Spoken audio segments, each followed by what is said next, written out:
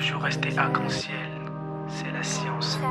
Hi guys, my name is Lena and welcome back to my channel. Hope you're all staying well, and as you might guess from the name of this video, I'm gonna talk about this book.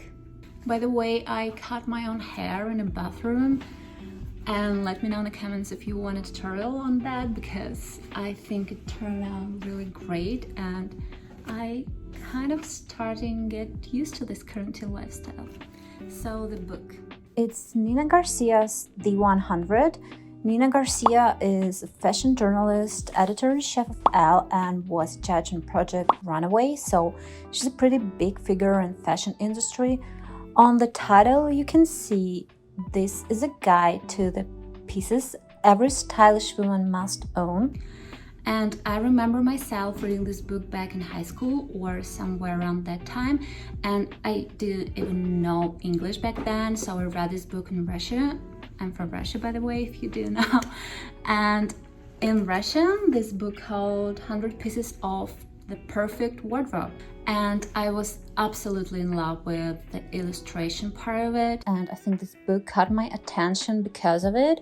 They're amazing and made in pretty unique style. And this book really brings good memories, so recently I decided to buy it secondhand on Amazon. So around 10 years passed and I have this book in my hand right now, and I didn't open it even a little bit because I thought it would be so fun to go through this book together. And of course this book has these items that I don't really get and don't really like A-line dresses or charm bracelets, but everyone is different, so one book can be 100% accurate for 100% people. And still, let's keep in mind that this book was written in 2008 and fashion moving so fast, but I'm pretty sure that a lot of must-have pieces in this book should be a timeless classic. And there's so much stuff that it will take eternity if I decide to discuss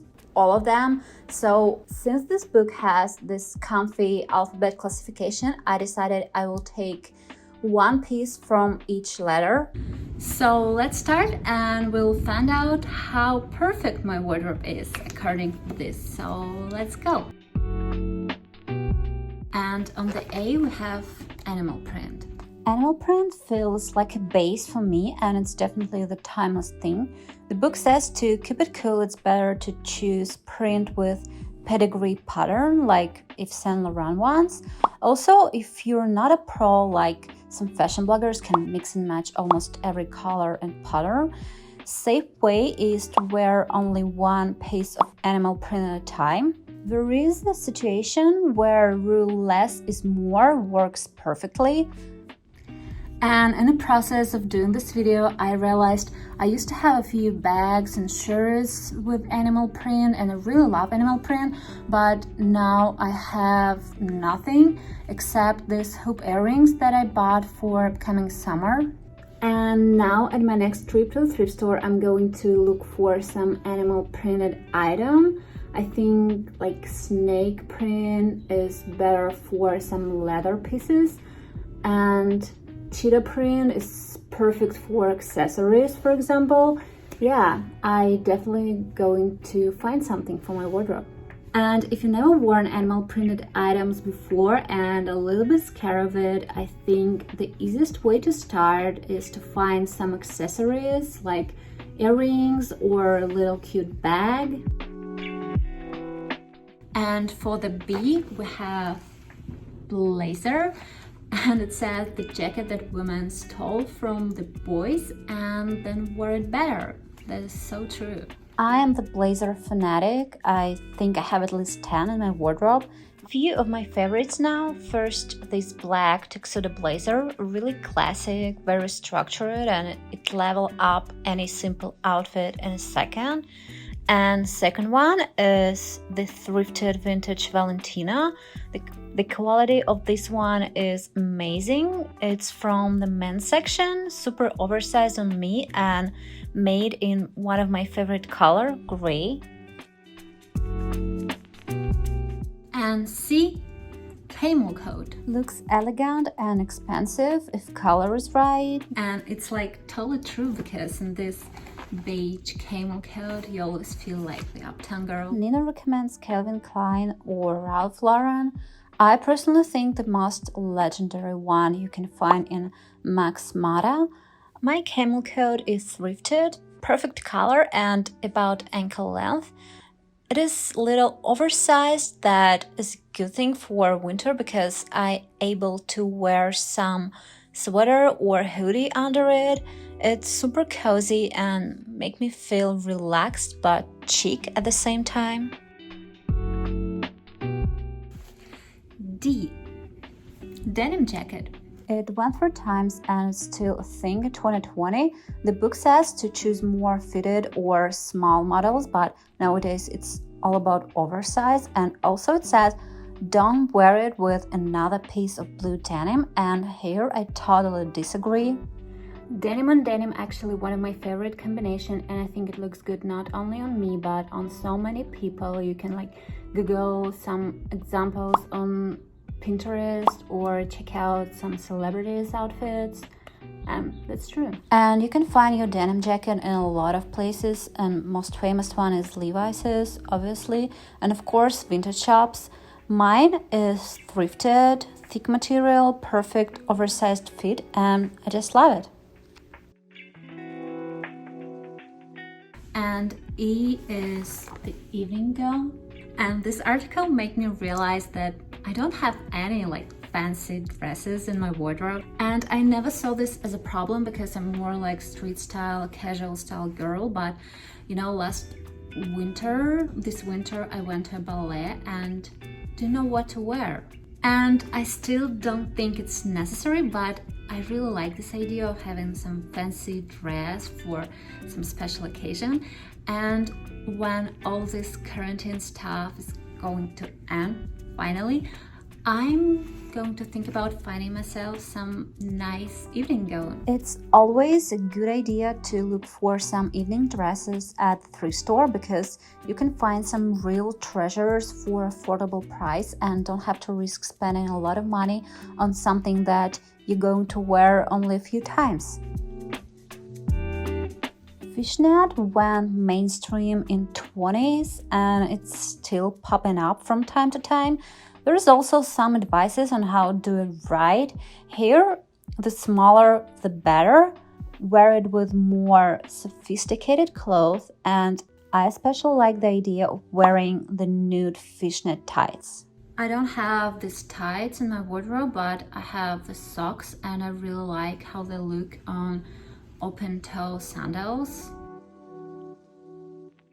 And G is for gloves, and gloves, I think it's really underrated part of the wardrobe. It really can dress up your outfit, and I don't have a pair right now because I'm living in Houston, Texas, and there's not really ever weather for gloves, but I used to wear them a lot back in Moscow because it's really cold in Russia sometimes. Gloves are so feminine piece, and I like to look through these great moments in fashion history.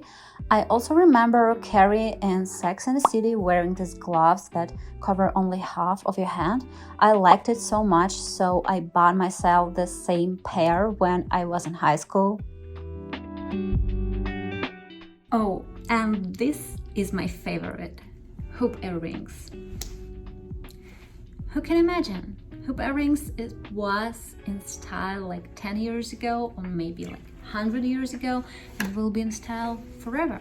Here is some recommendation, like the book says, the thinner the better, but now in 2020, it's a time for massive, big, thick hoops, but still hoops, the most trendy earrings right now. I have my own little collection of the hoop earrings. These gold small ones are my favorite and I wear them almost every day. This one is a little bit bigger and they go so well with ponytail. And these brown plastic hoops I just bought recently, and I think they will be great for simple spring summer outfits. And I for the investment bag. Here we can clearly see nothing changed from 2008. There's a list of most iconic bags of all times.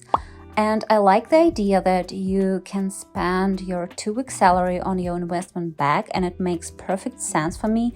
You have no need to buy a bag if it doesn't fit your budget, when there are a lot of great alternatives. And if you still want some statement bag, you can always try to find one in a vintage store or eBay. For example, I recently found this vintage Burberry at a thrift store and also found this Celine one last year. You also can buy it secondhand.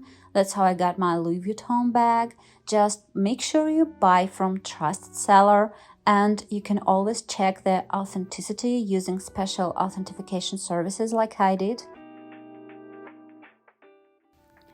Jeans are no doubt timeless classic. Just find the perfect pair for you, and there's no special rules. And I want to move to not so obvious must-have. It's jewelry pouch. It's a vital accessory when you travel. The book says that if you don't want to buy one, you can use these luxury velvet bags that high-end alcohol come in. Here's my favorite Prada pouch that I thought I could remaster it into a fanny pack, but I still didn't. It has these practical silky pockets inside. Here I keep all my hoops, and on the other side I put a piece of cardboard that left from old earring set, and I use it to keep all my favorite stud earrings. And in the middle, maybe it looks weird, but I like to keep my chains and necklaces in the old mint box. All this helped me to keep my jewelry organized, and you can do it if you want your stuff on the right places when you travel, or even keep it like that when you're at home if you have a small apartment and don't have special shelf or drawer for your accessories. And it makes me think about old Grace Kelly movies. And that jewelry. Women don't keep their jewelry in a purse getting all twisted and scratched and tangled up. Knee boots. Knee boots are always in trend, just changing their height with time. You can wear them just below the knee or above the knee with some opaque tights and mini shirt, skirt, whatever. Boots below the knee was big fashion no-no for the last, I think, 5 years, but I see how they started coming back recently. I have these Fox sweater ones. They fit right above the knee, and I bought them a few years ago when everybody was obsessed with similar Stuart Weitzman ones. And I'll wore the little black dress, and I think everyone who heard about like must-have pieces first of all think about little black dress. And again, here we have a great history moments of the little black dresses. Like most iconic one in The Breakfast at Tiffany. And the great line here is that in your perfect dress, you can dance, and it is so right. You have to feel confident in it.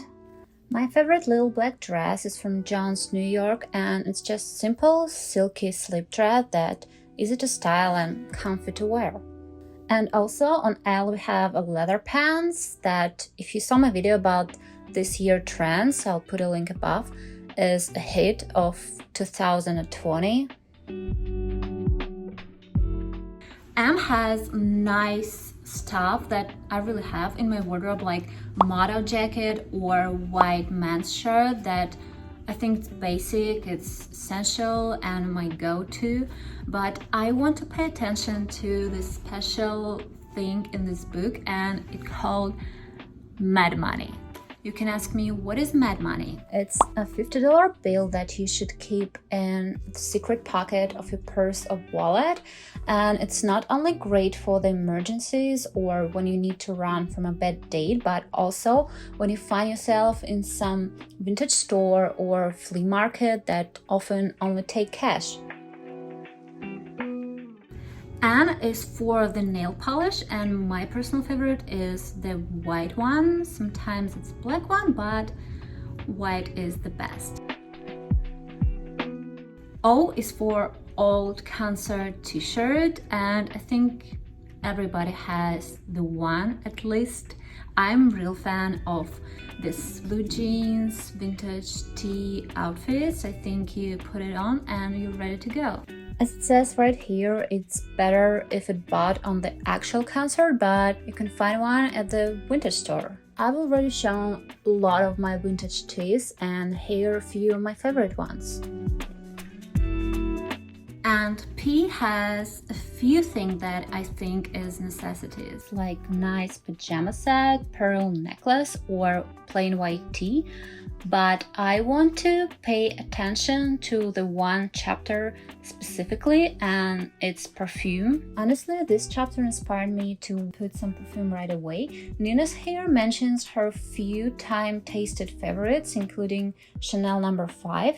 I don't have a lot of perfumes. I dedicate it to a few I wear, and when it's over I usually buy a new one. One of my favorite right now is this Dolce & Gabbana that comes in such a big bottle, and as you can see I almost use it all. And for the summer I usually prefer some light toilet water instead of perfume, and I really like Tommy Hilfiger ones. Here I have the Tropics, and also I really like the one that called Girl.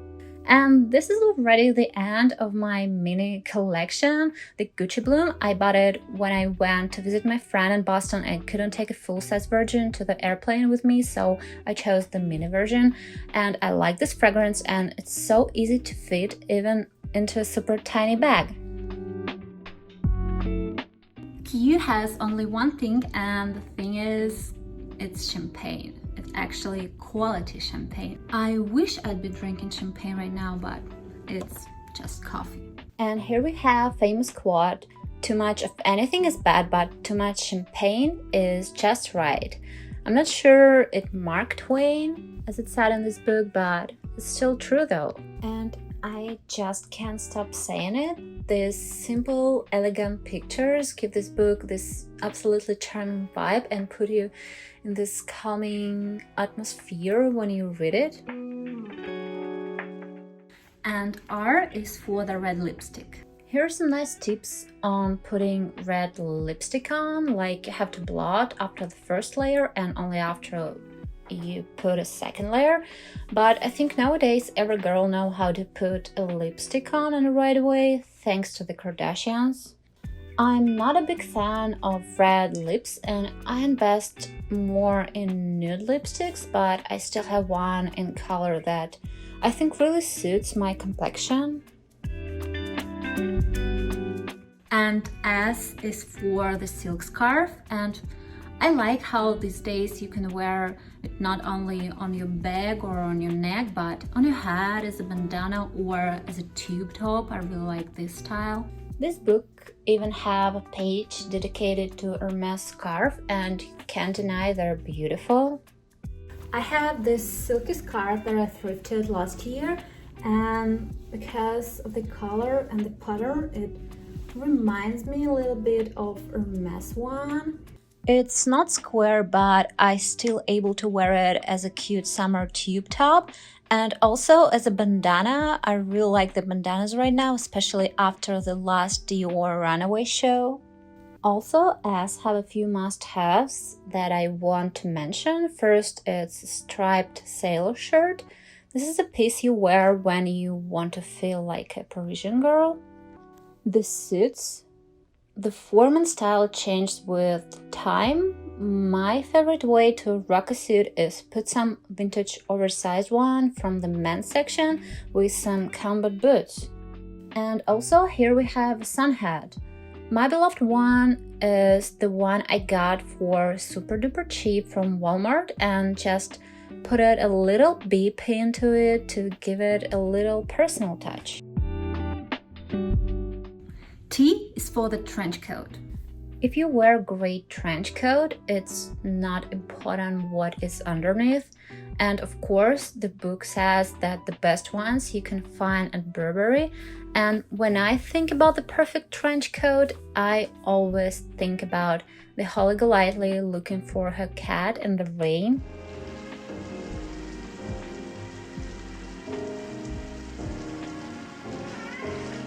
As for me, I found this beige one at the thrift store. It's from London Fog. It's classic material, style and color, but I bought it with no belt, so now I'm thinking about how I can solve this problem. U is for umbrella, and I like how umbrella sometimes can become a part of the outfit instead of just like protection purposes. I have only one pretty basic umbrella, and I think of getting myself one of these clear umbrellas. I think they look fantastic and stylish. In V we have Vans and valid passport. That is important, I think, but for me, favorite thing is vintage. I actually run a resale store and I sell vintage as well, and I think when you manage to find some nice vintage stuff, you appreciate it more than something fast fashion or brand new. And here we have a list of vintage stores only in LA, New York, and other like big cities. If you know some of the stores, let me know in the comments. I'm really interested if they are still working. It was 12 years when this book was written. And also here we have some simple advices on buying vintage, like always check the condition, it should be perfect. Also that you can find really high-end designer if you know what to look for. And if all of this new for you, always start from accessories section, because it's hard to go wrong with vintage jewelry or bags. And W is for Wayfarer sunglasses, and unfortunately I don't have a pair right now, but now I really think about getting one because these sunglasses, I think it's like timeless classic. These sunglasses will never make you look fashion victim, and also they has this trendy retro vibe. This book doesn't have something on X and moving right to the Y. If you know some necessities, wardrobe necessities on starting on X, let me know in the comments because I can't think about one. And on Y we have yoga gear. The main idea of this chapter is that you can't find wellness of body and soul in some uncomfortable baggy clothes, and you deserve to look good when you're working out, and it helps. Gyms are closed right now, so we're all work out at home. To create simple home workout outfit, you can just take your favorite leggings or biker shirts. I have biker shirts right here, and pair it with basic tee. I like it all black, and of course Nike socks. And the last thing in this book on Z, and it's zipper hoodie. I'm not a big fan of zipper hoodie, but I think my husband have a few that I wear from time to time, but I'm more like fan of one-piece hoodie.